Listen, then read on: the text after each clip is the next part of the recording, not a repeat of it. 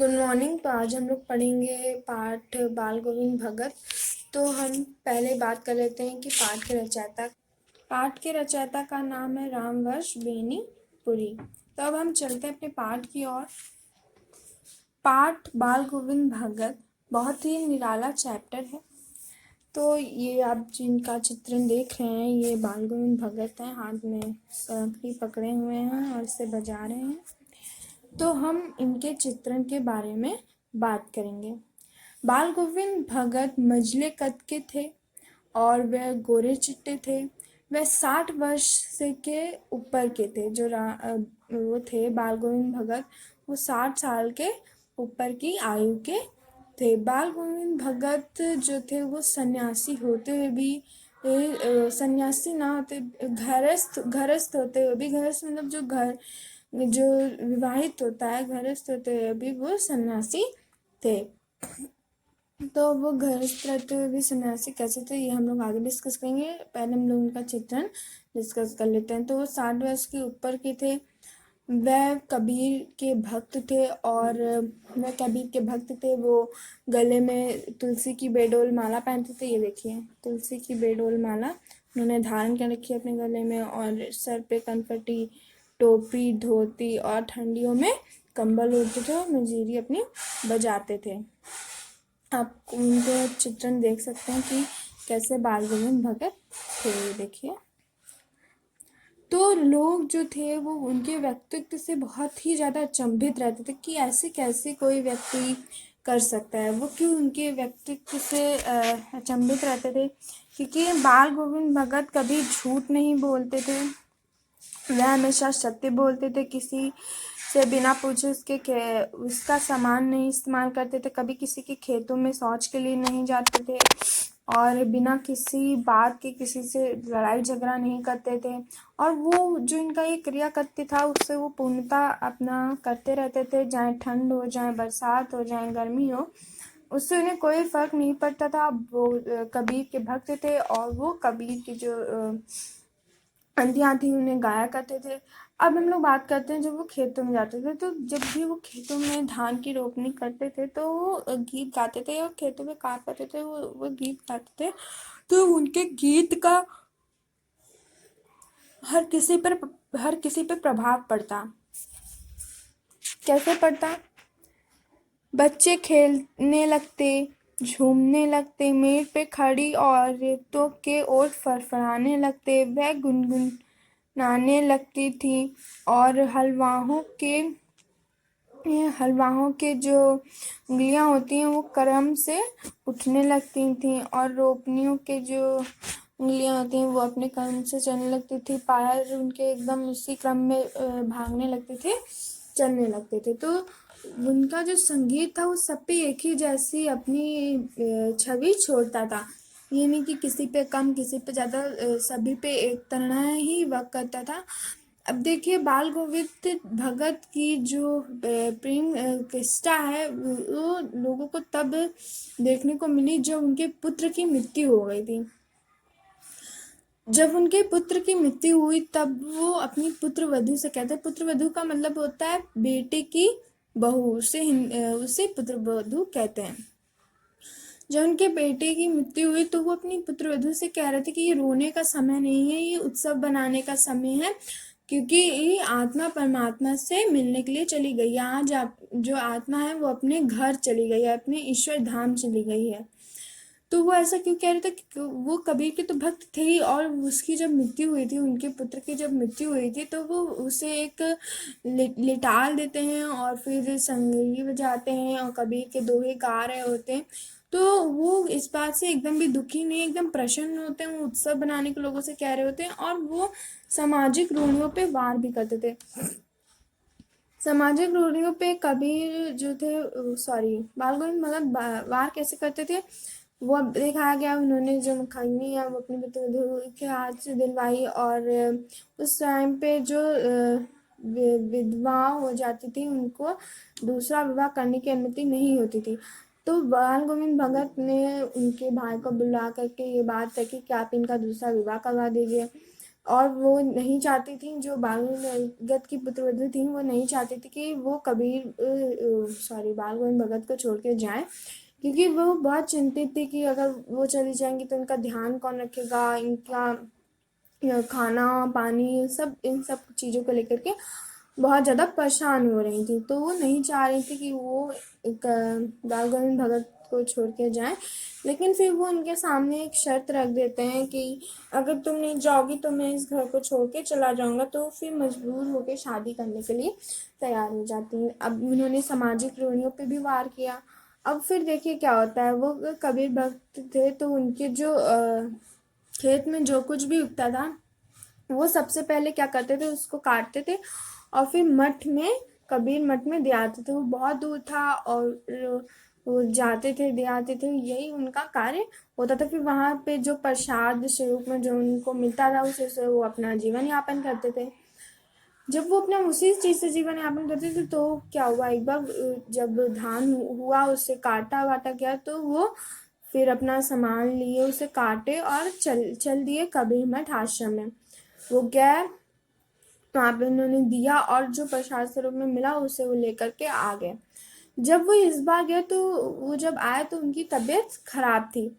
जब उनकी तबीयत खराब थी तो लोगों को, भैया थोड़ा लोगों ने कहा कि आप आराम कीजिए, आप क्यों इतना सुबह उठ के, प्रातः काल उठ के कार्य करते हैं, और आपकी अब एज हो गई है, मतलब उम्र हो गई है, तो अब आपको ऐसा नहीं करना चाहिए। तो वो कबीर भक्त थे, लेकिन उन्होंने कहा नहीं, मैं करूँगा। उन्होंने किसी की बात नहीं सुनी और वो अपना प्रातः काल उठ करके भोर भोर भोर के गीत गाते थे, प्रातः उठ के गीत गाते थे और अपना वही पूर्णतः अपना क्रिया करो वो चालू उन्होंने कर रखा था। पर एक दिन क्या होता है कि उन्हें पूरे गांव में किसी को कभी वो बाल गोविंद भगत के प्रातः संगीतों की ध्वनि नहीं सुनाई देती, तो सब बहुत हैरान हो जाते हैं और सब जाते हैं उनके घर पे। तो देखते हैं कि जो बाल गोविंद भगत हैं उनकी मृत्यु हो चुकी है। और देखिए, जो बाल गोविंद भगत हैं उनकी मृत्यु किस प्रकार हुई। बाल गोविंद भगत की मृत्यु एक सन्यासी के ही रूप में हुई। उन्होंने अपना जो कार्य है वो करना नहीं छोड़ा। तो यही था पाठ, यहीं पे महापाठ खत्म हो जाता है। मैंने आपको पाठ की समरी बता दी है। आई होप कि आपको समझ में आया हो। तो अब हम लोग आते हैं कुछ क्वेश्चंस की ओर, जो इम्पोर्टेंट क्वेश्चन है। अब जैसे कि इस पाठ से क्वेश्चन आ सकता है कि बाल गोविंद भगत के व्यक्तित्व का वर्णन कीजिए। तो बाल गोविंद भगत के व्यक्तित्व का वर्णन में आप लोग क्या लिखेंगे? आप लोग ये लिख सकते हैं कि वो कभी झूठ नहीं बोलते थे, वो किसी के खेत में शौच करने के लिए नहीं जाते थे, और वह बिना किसी से पूछे किसी का सामान का उपयोग नहीं करते थे। वह एक घरस्थ व्यक्ति होकर के भी सन्यासी थे। और अगर उनसे ये पूछा गया कि उनके रेखा चित्र का वर्णन कीजिए, तो हम लोग ये भी लिख सकते हैं। अगर बहुत ज़्यादा लंबा आंसर आ गया तो हम लोग उसमें बहुत, जैसे 5 नंबर का एक क्वेश्चन आया, तो उसमें हम लोग ये चीज़ भी इंक्लूड कर सकते हैं। बाल गोविंद भगत मझले कद के थे, बाल गोविंद भगत गोरे चिट्टे थे, और बाल गोविंद भगत 60 वर्ष से ऊपर के थे। और फिर आप इन सबको इंक्लूड कर सकते हैं। आप ये भी इंक्लूड कर सकते हैं अगर उसमें आया उनके रेखा चित्र का वर्णन, तो बाल गोविंद भगत के स्वर को सुनकर जब वो गीत गाते थे, तो जब भी वो गीत गाते थे तो सब पे एक ही तरीके का प्रभाव पड़ता था। खेत में खड़े बच्चे जो वो खड़े होते हैं, वो घूमने, नाचने, खेलने कूदने लगते हैं। मेड़ पे खड़ी औरतों के ओत फरफराने लगते हैं। हल चलवाओं के पैर और उंगलियां उसी क्रम में उठने लगती हैं। जो धान रोप रहे होते हैं, उनकी जो उंगलियां उस ताल मेल से उठने लगती हैं। तो ये सारा जो वर्तक है, ये उस प्रश्न के उत्तर में आएगा। ऐसे ही कुछ और प्रश्न हैं, वो मैं आपको दूंगी, और फिर देखते हैं मुझे कितने लोग कमेंट करके उसका उत्तर देते हैं।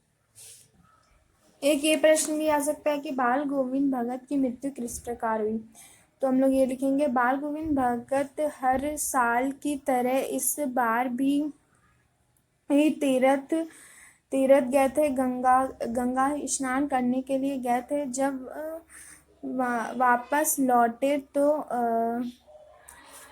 उनकी तबीयत कुछ खराब हो गई थी, और भगत दो साल तीर्थ स्थान धाम आदि में लगे रहे।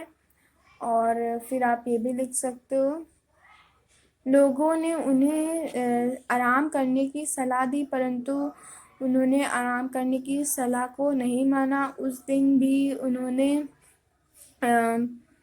आप ये लिख सकते हो, उस दिन भी उन्होंने संध्या में उन्होंने गीत गाए। भोर में जब लोगों ने उनके गीत का स्वर नहीं सुना, तब लोग उनके घर गए तो उन्होंने पाया कि बाल गोविंद भगत की मृत्यु हो गई है। और एक प्रश्न, अब मुझे आप लोग इस प्रश्न का उत्तर कमेंट करके देंगे। वैसे भी ज़्यादा लोग वीडियो नहीं देखते हैं। आई होप कि जितने लोग भी ये वीडियो देखते हैं उसमें से 1-2 लोग तो इस चीज़ का आंसर ज़रूर ही देंगे। लेखक को बाल गोविंद भगत का संगीत पोखरे पर कैसे ले गया? ठीक है, एक ये प्रश्न है, क्योंकि जो मैंने आपको संगीत की विशेषता बताई है तो मुझे लगता है कि आप इससे ईजली इस प्रश्न का आंसर दे देंगे। ये आपका प्रश्न है। देन सेकेंड प्रश्न, बाल गोविंद भगत की पुत्र वधू की ऐसी कौन सी इच्छा थी जिसे वह पूरा ना कर सके और क्यों? चलिए इस प्रश्न का उत्तर मैं ही बता देती हूँ। बाल गोविंद भगत की पुत्र वधू की इच्छा थी कि वह अपने पति की मृत्यु के बाद बाल गोविंद भगत के पास ही रहे, क्योंकि वह उन्हें छोड़कर जाना नहीं चाहती थी और उन्हें इस बात की चिंता रहती थी कि उनका जो पालन है, उनका जो खान पान है, उसका ध्यान कौन रखेगा। किंतु बाल गोविंद भगत उनकी इस इच्छा को पूरी ना कर सके। भगत अपनी पुत्र वधू का पुनः विवाह कराने के पक्ष में थे। यह उनका समाज के जो रूढ़ी विचार हैं उन पर एक बहुत ज़्यादा कह सकते हैं ठोकर, उन्होंने बहुत तेज़ ठोकर मारी थी, इसलिए वो उनकी इस इच्छा को पूर्ण नहीं कर सके। अब आप लोग को एक और प्रश्न का उत्तर देना है। वो प्रश्न है, बाल गोविंद भगत ने समाज सुधार की तरफ कौन कौन से कार्य किए? तो इसका बहुत सिंपल सा उत्तर है जो मैं आपको पाठ में ही एक्सप्लेन कर चुकी हूँ।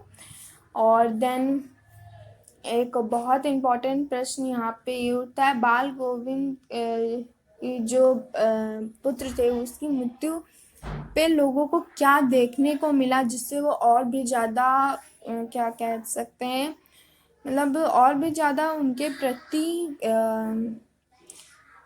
उत्साहित हो गए। मतलब ये कैसे हैं, एक आप ये कह सकते हैं कि उनके प्रति उनकी जो निष्ठा थी, उनके प्रति जो उनकी जागरूकता थी, वो और भी ज़्यादा जागरूक हो गई कि ऐसे कैसे कोई व्यक्ति अपने विचार, अपनी जो क्रिया है उससे हटता ही नहीं है। तो ये थे हमारे कृष्ण प्रश्न।